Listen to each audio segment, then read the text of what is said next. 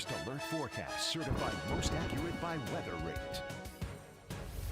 Good morning, folks. We've got a busy day ahead as far as the weather's concerned, so let's jump right into the forecast. We're starting out with a look here in Birch Run where we have those pretty gusty winds already that we're seeing.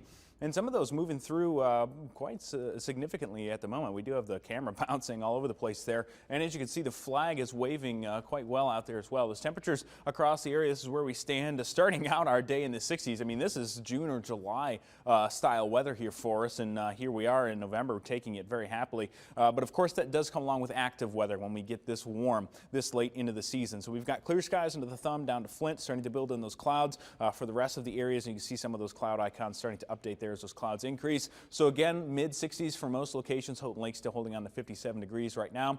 Otherwise, those winds out there are the bigger concern. And even in the last hour, we've seen these winds start to uptick already. And most areas are starting to fill in with those gusts of about 20 miles per hour. Once we get into the afternoon, those gusts could double. And here's what that looks like for us. Once we get into the early portions of the afternoon, those gusts in the upper 30s and the lower 40s.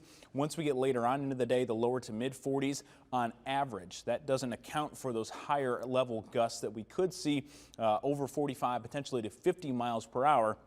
Especially once we get into this portion of the evening, 5 to 9 o'clock, the best chance, I think, for some of those gustier winds, because we're going to have a cold front move through that could bring some showers and some gustier winds with those. Of course, that means unsecured objects could be blown around. We could have some tree damage out there, which could cause some isolated power outages. We'll track that throughout the day. Here's the sky tracker right now. Rain moving through the area. The best chance for that rain is across the north right now. So here's a look at your TV5 First Alert Pinpoint Doppler live from MBS. As you can see, the thumb down to Flint through the Tri-Cities and even closer to some of the northern areas are dry right now, but we are watching this line of showers move through Clare County and up towards Roscommon County right now as well, and a little bit of a heavier downpour with a few of those. Otherwise, we're going to continue to track those showers out of the area as we go through the hour by hour here. Come on over to the TV and take a look. We'll time out everything for you. Winds from the south helping those temperatures stay into the 60s. Rain showers continuing to move up to the north once we get into the later portions of the morning, but we will start to warm up once again as we get into the later portions of the afternoon. And as we do that, it'll really help those winds come down to the surface. And eventually we'll see those gusts really pick up. Some showers continuing to increase across the area once we get to around noon, especially as we get into the afternoon and evening hours. Here you can see the cold front come across. We could have some gusty winds with these showers here.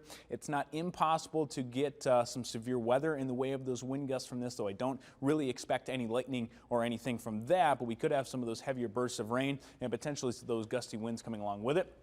Thankfully, as we get into the overnight hours and into Sunday, we do lose the winds a little bit. We still should be on the breezy side, but we will be drying out. And as we start the work week, we will be cooling back down into those low to mid 50s. But thankfully, as we get into the mid and end of this coming week, we see those 60s return with a chance for rain for Friday and this coming weekend. Hannah? And don't forget to set your clocks back. That was a nice little reminder there.